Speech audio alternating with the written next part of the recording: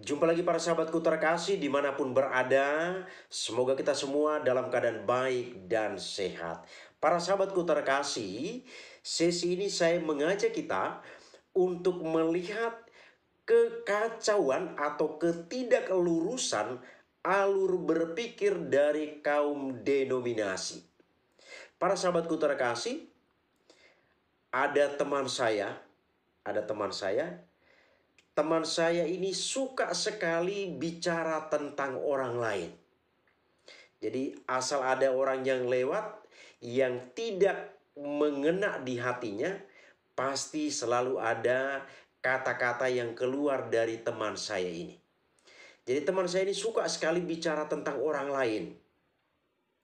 Bahkan baginya, dari sikap atau tutur kata yang keluar dari dirinya itu, seolah-olah orang lain itu tidak ada yang beres. Hanya dirinya sendiri yang beres. Itu yang saya perhatikan dari salah seorang teman saya. Jadi orang-orang yang ada di sekitar itu tidak ada yang beres. Hanya dirinya sendiri yang beres. Itu yang saya perhatikan. Bahkan dia sering menjolimi orang lain, tapi dia merasa dirinya yang dijolimi. Dialah yang menjolimi orang lain, tetapi dia merasa dirinya itu dijolimi oleh orang lain. Kalau manusia dengan karakter dengan atau tipe seperti ini kita kategorikan kemana ini? Barangkali para sahabat juga mungkin bingung dengan karakter manusia seperti ini. Dia sibuk bicara tentang orang lain. Prinsipnya di sini tidak ada orang lain yang beres yang ada di sekitarnya. Hanya dirinya sendiri yang beres. Dan bahkan dia menjolimi orang lain, tetapi dia merasa dirinya yang dijolimi orang lain. Ini kita temukan dalam kehidupan kita. Jadi di dalam kehidupan bermasyarakat itu berbagai macam karakter orang kita temukan di sana. Nah, para sahabatku terkasih, setelah mengikuti perbincangan-perbincangan yang ada di media sosial,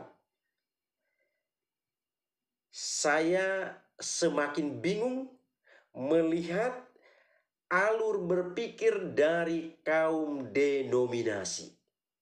Saya coba mengikuti itu dari YouTube ini sendiri, kemudian dari media-media yang lain. Saya semakin bingung melihat alur berpikir dari kaum denominasi.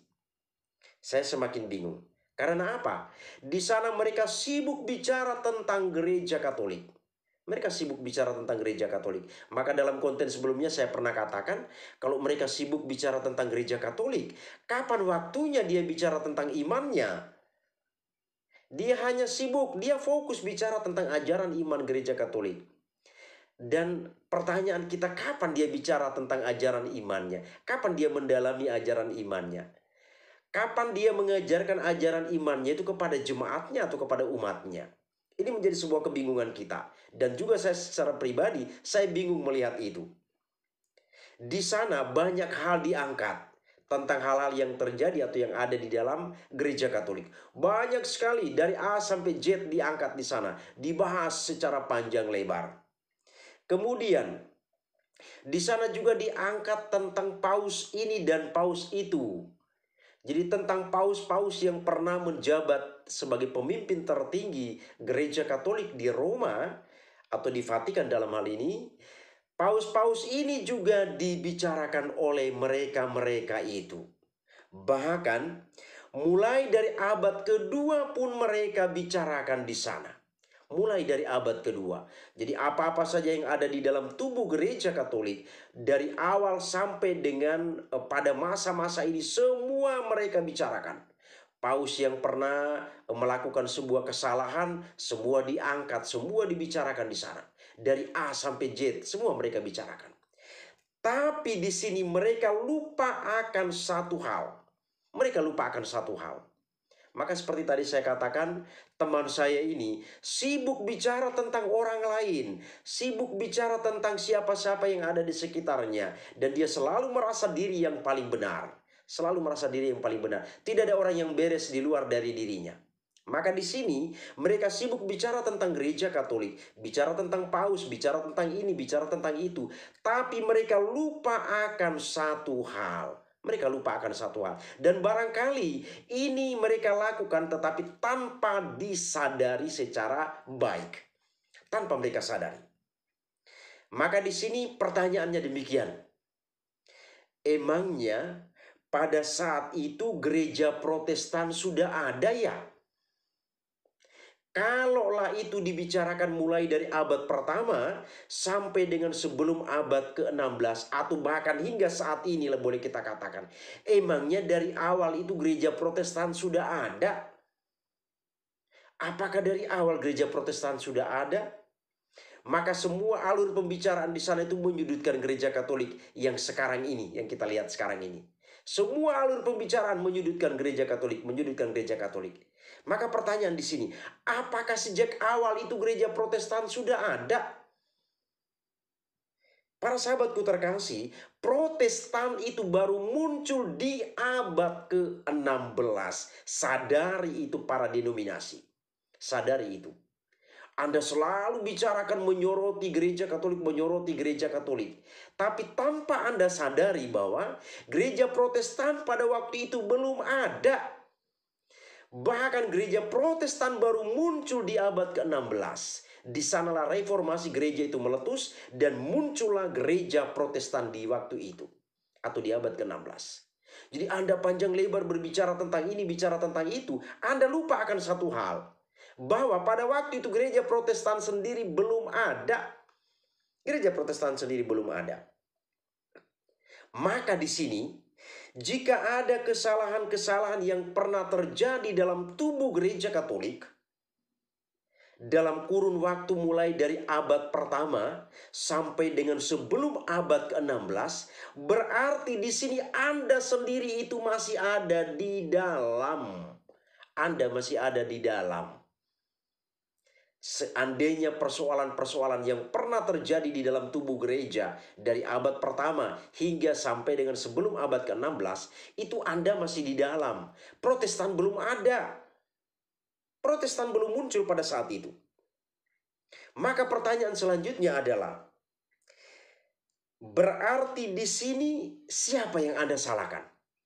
Siapa yang Anda salahkan di sini? Sementara Anda berbicara tapi Anda masih ada di dalam. Anda bicara menjelekan tentang gereja Katolik, menjelekan tentang gereja Katolik, tapi Anda sendiri masih ada di dalam. Jadi siapa di sini yang Anda salahkan? Siapa yang Anda bicarakan di sini? Sementara Anda sendiri masih ada di dalam. Gereja Protestan belum ada. Itu harus Anda sadari dengan baik. Anda harus sadari dengan baik. Gereja Protestan di sana atau di dalam konteks ini belum ada. Jadi di sini Anda bicara tentang diri Anda sendiri. Anda bicara tentang diri Anda sendiri. Anda menjelekkan paus ini, menjelekkan paus itu, mengatakan paus ini pernah melakukan kesalahan, pernah melakukan pelanggaran, gereja itu pernah melakukan ini, melakukan itu. Anda bicara tentang diri Anda sendiri. Karena gereja Protestan belum ada pada masa itu. Berbeda tadi jika Anda itu berbicara menyudutkan gereja Katolik, itu Anda lakukan setelah abad ke-16. Protestan sudah ada. Di sana sudah jelas ada gereja Protestan, ada gereja Katolik. Baru kalau seandainya Anda menyoroti kesalahan-kesalahan yang ada di dalam gereja Katolik, itu wajar.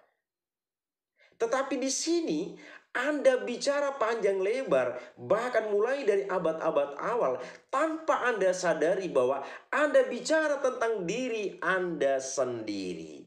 Anda bicara tentang diri Anda sendiri. Maka seperti di hantaran tadi saya katakan, seperti teman saya itu, dia sibuk bicara tentang orang lain, merasa diri dialah yang paling benar. Tapi tanpa dia sadari bahwa orang lain menilai bahwa diri dia justru yang tidak benar, tidak beres. Maka di sini terjawab, Anda sibuk bicara mulai dari abad pertama sampai dengan sebelum abad ke-16. Kesalahan-kesalahan yang ada di dalam gereja. Seolah-olah gereja itu hadir ke dunia langsung menjadi perfect gereja itu. Saya pernah katakan juga dalam konten sebelumnya, Manusia saja secara pribadi mengalami jatuh bangun.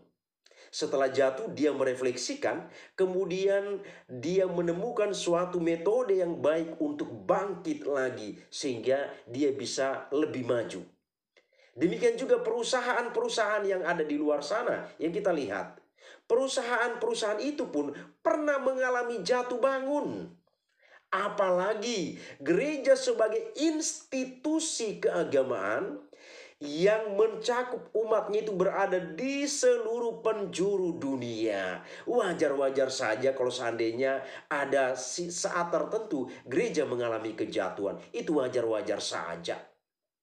Dan berkat kejatuhan itulah refleksi dilakukan, perubahan, perbaikan-perbaikan dilakukan. Maka kita lihat apa yang terjadi. Seperti apa wajah gereja Katolik sekarang di mata dunia. Kita lihat dengan jelas bagaimana wajah gereja Katolik di mata dunia. Bagaimana kehadiran Paus, pengaruh Paus di mata dunia seperti apa. Maka kembali ke konteks tadi. Anda itu di sini sebenarnya bicara tentang diri Anda sendiri. Kalau atau jika Anda bicara tentang gereja Katolik setelah abad ke-16 masih masuk akal. Karena di sana sudah jelas terjadi pemisahan. Tapi sejak awal sampai dengan sebelum abad ke-16, Anda bicara menjelekkan tentang gereja Katolik atau menjelekkan apa-apa yang terjadi dalam gereja Katolik, itu sama saja dengan Anda bicara tentang diri Anda sendiri. Sadarilah itu.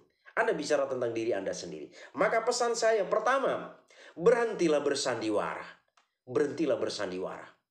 Anda terlalu jauh bersandiwara tanpa Anda sadari bahwa Anda di sini sudah bicarakan tentang diri Anda sendiri. Tanpa Anda sadari. Anda tidak sadar bahwa yang Anda omong-omongkan itu, yang Anda jelek-jelekin itu sebenarnya Anda menjelekkan diri Anda sendiri. Maka berhentilah bersandiwara. Yang kedua, Anda itu ibaratnya orang atau manusia yang meludah ke langit.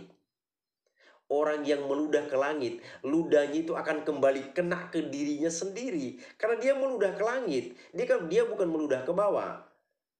Maka Anda itu mulai saat ini ya berhentilah bersandiwara. Tidak usah melakukan hal-hal yang aneh-aneh, yang berusaha menjelekkan gereja Katolik, menjelekkan ajaran-ajaran iman gereja Katolik, yang tanpa Anda sadari bahwa di sana Anda sudah berbicara tentang diri Anda sendiri. Demikianlah para sahabatku terkasih, sedikit ulasan tentang kekacauan atau ketidaklurusan alur berpikir dari kaum denominasi. Semoga ini bermanfaat bagi kita. Terima kasih, Tuhan memberkati.